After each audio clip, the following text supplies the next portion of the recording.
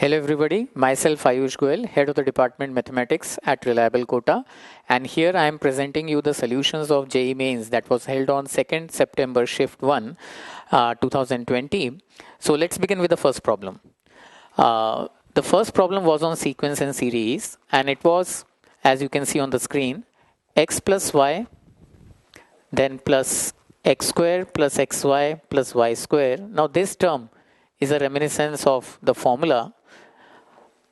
So x cube plus x square y plus xy square plus y cube likewise.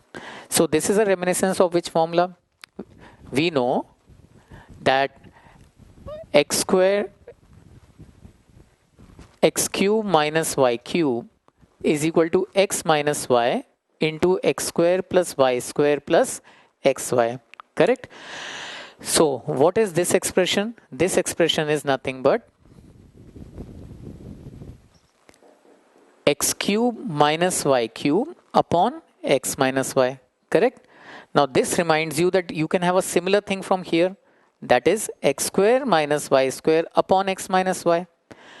So in inertia, you can think of that this would have been x4 minus y4 upon x minus y.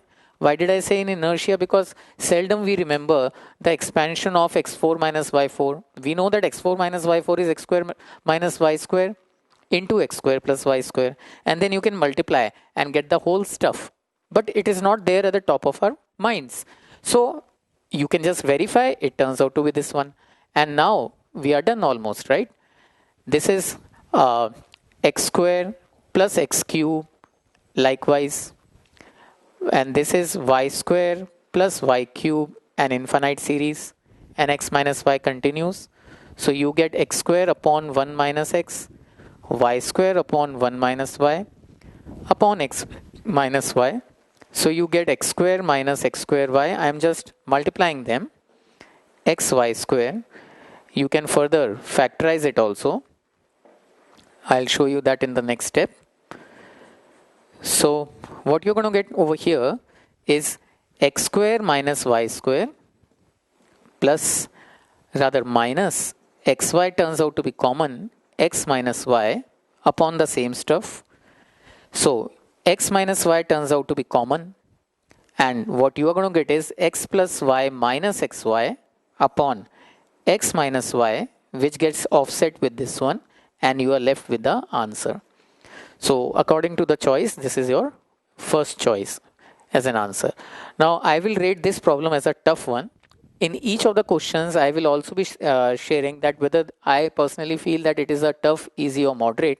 I will rate this as a tough one because prima facie, if it doesn't strikes you that this is a formula and this is a key step.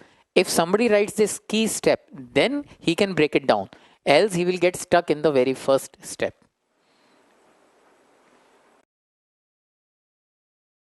Now question 2 comes from the house of, as you can see, binomial, and the question is that you are being given a binomial term rather, which is this one, and we have to find a term which is independent of x. Now the general term that you can write is beta x minus 1 by 6 r and alpha x 10 minus r, right? Now collect the exponents of x. So that is minus r by 6 plus 10 minus r by 9. Now this should be 0 because then only the term will be independent of x. So 18 is the LCM, minus 3r plus 20 minus 2r, that goes to 0.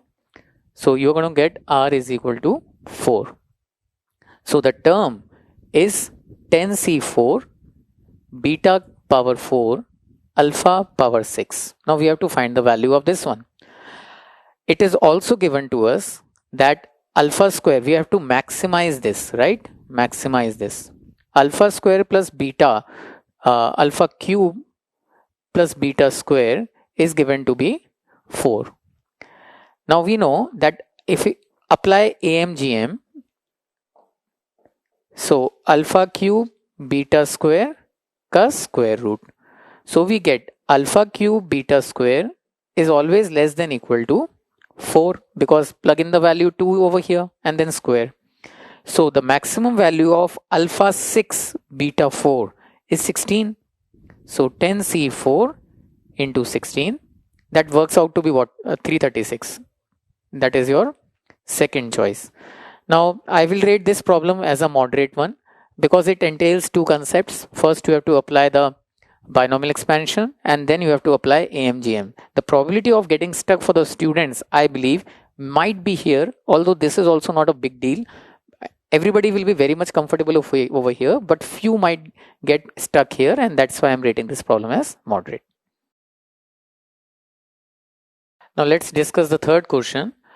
Now, as you can see, this is a question which is a regular one and it's on continuity and derivability, and it's fairly easy, but I would rate this problem as a moderate. The only reason is that it entails little calculations and it will consume students' time in the exam. Now, what's the question? Multiple definition function is given, as you can see, and it is given it is continuous. Now, three variables A, B, and C are concealed, right? And they have asked us to find variable A. So, if we were to talk about the continuity at 1, then 1 minus should be equal to f of 1 should be equal to f of 1 plus. This will give us first equation. 1 minus will come from the first definition. So the first definition is AE BE minus 1, right? This is equal to 1 plus, that is from the second definition, which is C. So this is one equation in ABC. The second equation will come from continuity at 3. So from the middle one, first let me write 3 minus barabar f of 3 barabar f of 3 plus, right? Now what is 3 minus? That's from the second definition, that is 9C, which is same as f of 3, and then 3 plus is 9A plus what? 6 times C. So that's your second equation, correct? Now the third equation comes from the fact that it is given f dash 0 plus f dash 2 barabar E. Now f dash 0 comes from the first definition, that is derivative is nothing but this thing, add 0, plus f dash 2 comes from the second definition, that is 2cx, add 2, this is E. Let me just plug in the values over here, A minus B plus 4C barabar E. So that's your third equation.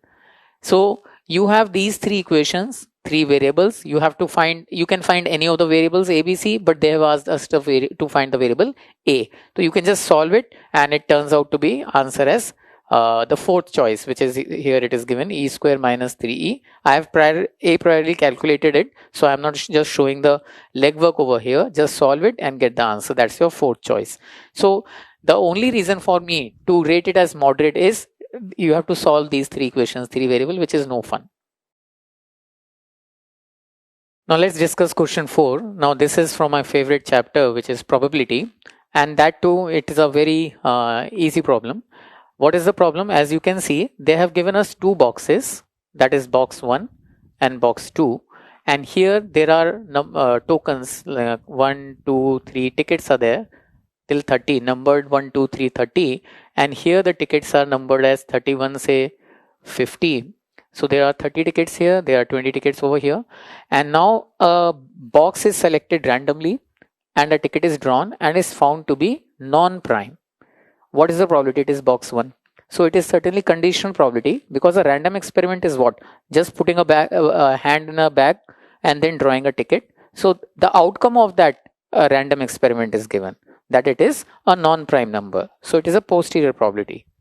So the question, let's first formulate the problem that a non-prime number is obtained. And what have they asked? Box 1 is selected. So this is something like probability of P A over B, and we know the formula is A intersection B upon PB, where B is this event and A I am terming at terming as this event.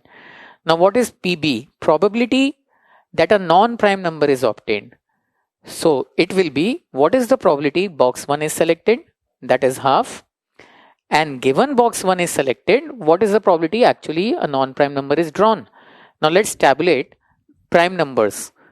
2, 3, 5, 7, 9, 10, 11, then 13, then 14, 15, 16, 17, 19, 23, 25, 26, 27, 28, 29.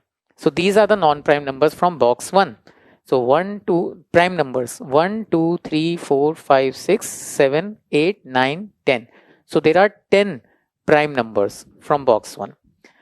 Similarly, box 2, let's tabulate box 2 as well. Box 2 is what? The prime numbers would be 31, 32, 33, 34, 35, 36, 37, 38, 39, 40, 41, 42, 43, 44, 45, 46, 47, 48, 49 and 50.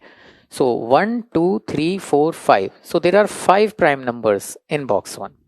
Now PB, what is the probability a non-prime number is drawn? Box 1 is selected and a non-prime number is drawn. So non-prime number can be are 20 non-prime numbers. या फिर box 2 is selected and a non-prime number. Out of 20, 5 are prime. So 15 are non-prime numbers. Right? So what would be the numerator? Numerator would be A intersection B, box 1. That is the first half of it. So if you were to solve it, it will turn out to be what? This A choice, 8 over 17. So this is a fairly easy one, and hopefully most of the students, except for calculation mistakes, everybody must have cracked it. Now let's discuss fifth problem. This comes from the house of area under the curve, or you can also call it conics, because it doesn't entail any integration. Now the question is what? The question says that you have a curve mod x by 2 plus mod y by 3 equals to 1, and an ellipse x square by 4 plus y square by 9 equals to 1. So let me just first plot it, and then we'll first understand the question. So it is going to be a vertical ellipse. So this is the ellipse, and we know that this is a fair easy curve for us to plot. And since this is 2 comma 0, this is minus 2 comma 0, this is 0 comma 3, this is 0 comma minus 3. When y is 0, x is 2. So this is when x is 0, y is 3. This is the first line. And then by graphical transformations, we know if we were to substitute x ki jagah mod x and y ki jagah mod y, then we can just easily get this rhombus, right? So what they have asked is outside this rhombus but inside the ellipse. So this is the area we want to find. Now it is a fair easy task. We know the area of ellipse is pi AB. So what? Ellipse minus rhombus is your answer. Ellipse is pi AB minus, now what is the rhombus area? Half d1 cross d2. Now this is 4 and this is 6, correct? So 4 into 6. So 6 pi minus 12. 6 comes out to be common. Pi minus 2. And this is your second choice, as you can see over here. Now this is an easy problem and everybody must have scored this one. Now let's discuss question 6th. This is JEE's most favorite. Those who are watching the video and who are the aspirants of JEE Mains 2021 or 2022 should focus on this question particularly. Every year, almost every year, JEE has been asking a direct question from Cramer's rule. It's plain moonwalk, nothing more than that. No intellectual thought in it. So here 3 equations are given to us. Let me just copy them first to increase the comfortability of solution and for you also to comprehend better. Now we have to find set of values of lambda for which there exists no solution. Now we know that for no solution, Cramer's rules tells us that d should be equal to 0 and at least one of di should be not equal to 0, right? So let us first evaluate d. Now this is 2, 1, 1 coefficient determinant minus 1 minus 2 lambda 2 lambda 1, this is equal to 0, right? So let me just apply some 1 is here. So R3 goes to R3 minus R2. So what I am going to get is 2 minus 1, 2, 1 minus 2 lambda, 0 lambda plus 2 and 1 minus lambda. This is equal to 0. Now let's just open it. So what you're going to get is minus lambda plus 2. I am opening it by row 3, right? Along this one.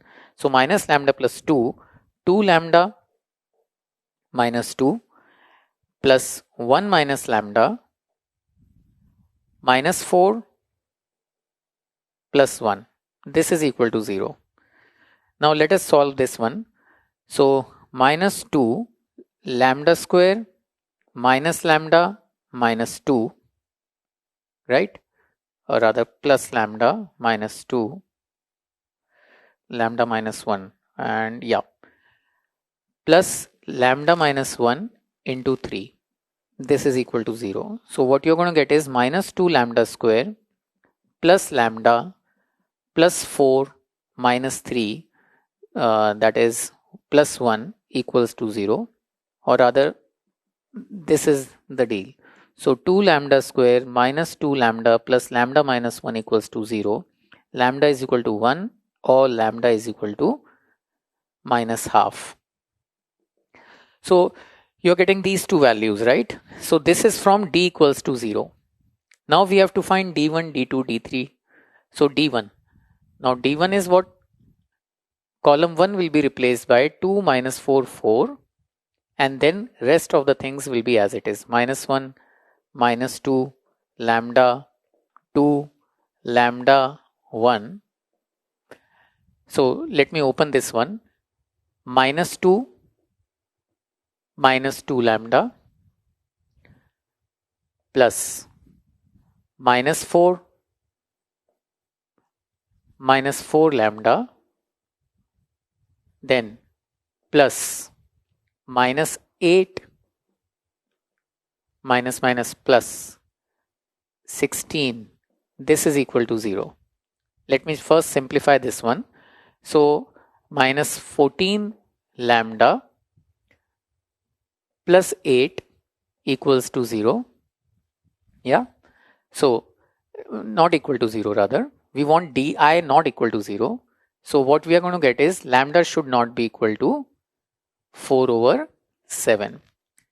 And for when is d, see d is equal to 0 is mandatory. So for us to make d equals to 0, we need to take lambda is equal to 1 and lambda is equal to minus half, right?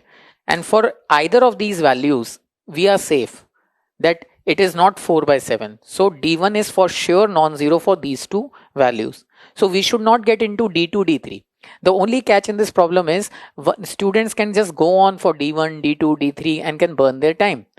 When you know that this is mandatory, so your lambda will be in this set only. Now for both values, you are happy. d1 is not equal to 0, right? So the set of values of lambda contains exactly two elements, right? Which are these two. So according to the choices, it is what? The third choice. So it is an easy problem, and hopefully all the students of 2020 must have gained points in it. Now let's begin question number 7. In question number 7, as you can see, it is from the house of matrices, and the question is that you are being given a matrix A, 2 by 2 matrix, 2 by 2 matrix. Each element you have to fill by either 0 or 1. In past, JEE Advanced and JEE Mains also sometimes, but particularly JEE Advanced have asked very scary questions when it comes to some elements are given, they are either 1, 0, minus 1. So prima facie, few students might get scared by looking at this problem, but this one was an easy one.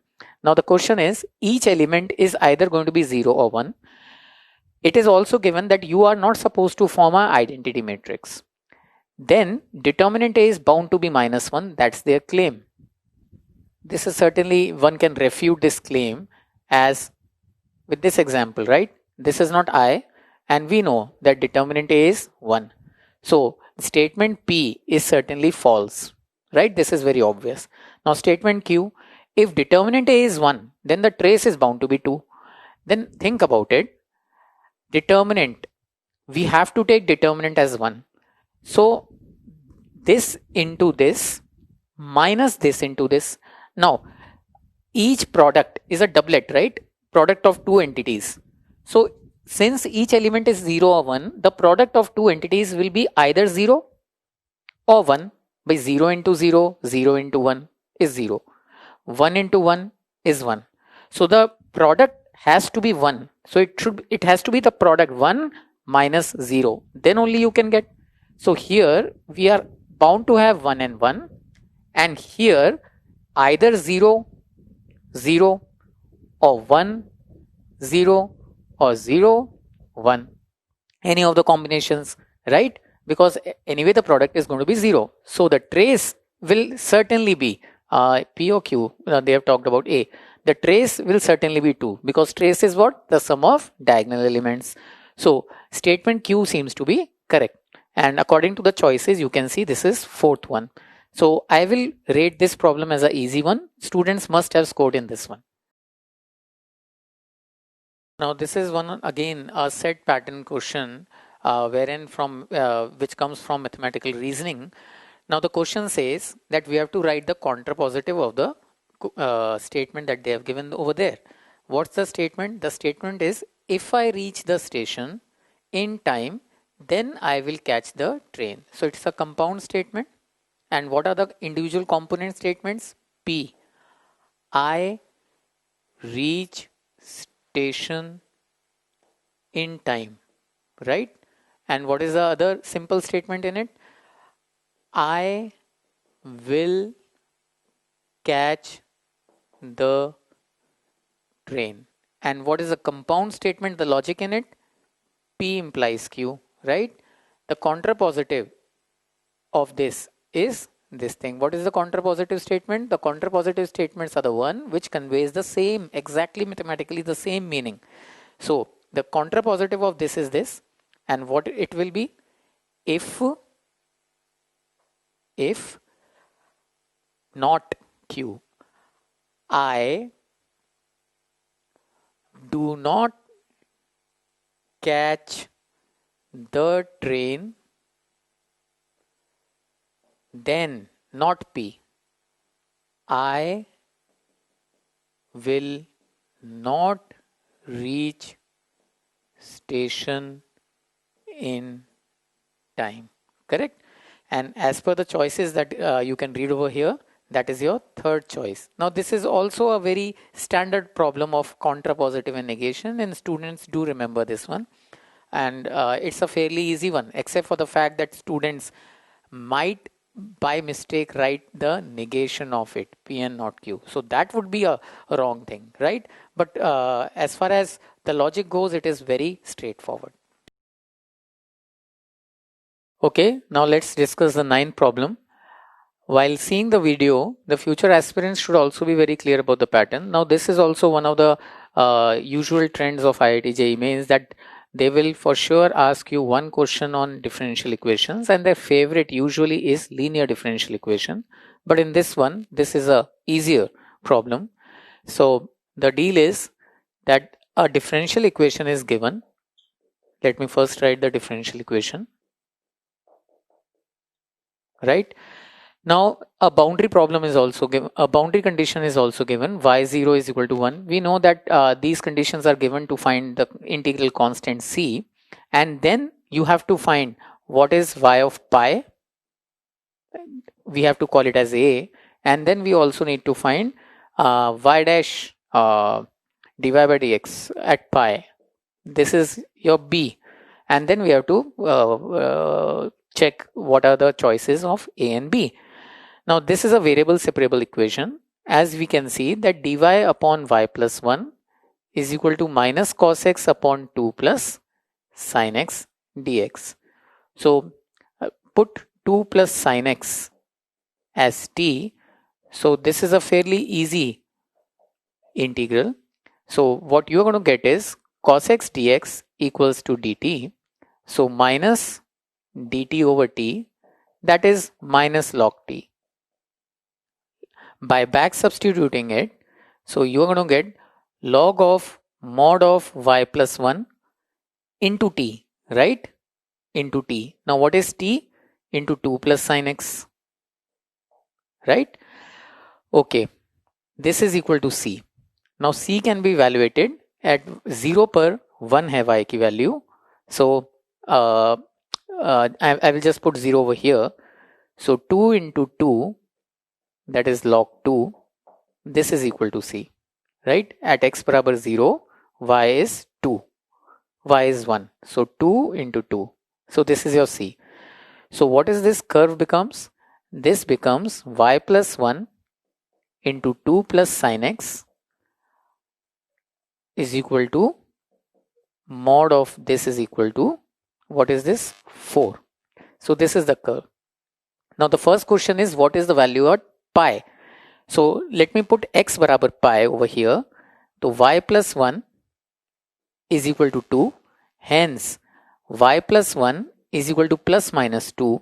So y is either minus 3 or y is 1. It is given in the question that y is positive. So this is 1. Now we have to find the derivative at pi. Now students should not mistake by differentiating this one. This is already given, right? So from here, let's put x barabar pi 2 upon, we know that the value of y is already 1 by 2 dy by dx equals to plus 1. Hence dy by dx is equal to 1. So b is also 1. So the ordered pair of a and b is 1 comma 1, and as per the choice, this is your choice 4.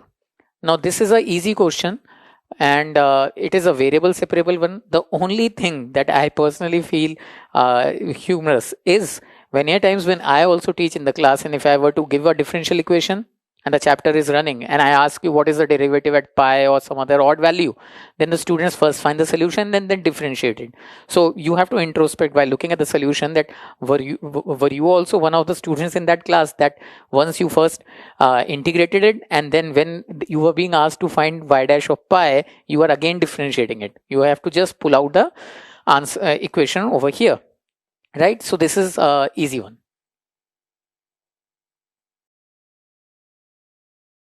All right, so it's the turn of 10th question from statistics, and this is an interesting problem. A capital X subset is a set is given, which is nothing but a natural number, right? तो x और कुछ नहीं है, natural number है. Now what is y? Y is ax plus b, and this x belongs to capital X, and it is given that a is positive, b is real. Now mean and variance of of y is given. Mean of y is given as 17 and variance of y is given as 216.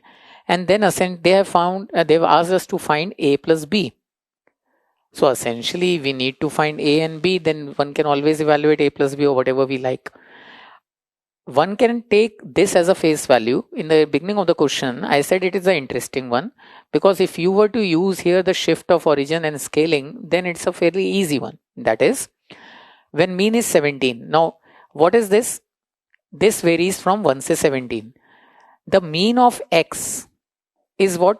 First 17 natural numbers, 17, 18, 18 by 2, sum of first 17 natural numbers, divide by 17. So this is nothing but 9. Now what would be the mean of ax? That is 9a, right? Scaling. And what would be the mean of ax plus b? That is 9a plus b. So this is straightforward. Similarly, what would be the mean of x? It would be just apply the formula over here, minus mu square. So xi square, sum of squares of first 17 natural numbers, n into n plus 1 into 2n plus 1 by 6, or n की value 17, minus mu. Mu is already known to be 9. So 81, right?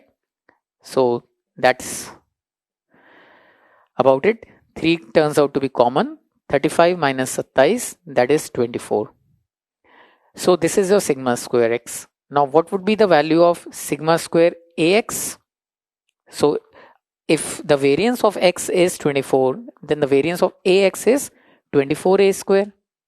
What would be the variance of AX plus B? Origin shift doesn't matter. This is again going to be 24A square. Now this is given to be as 216. So A square, 36 over 4, that is 9. A is equal to 3. Why I have not taken minus 3? Because in the question they have given as positive. Now when A is equal to 3, plug in over here. So 27 plus B, 27 plus B is your mu, that is 17. So B is equal to minus 10.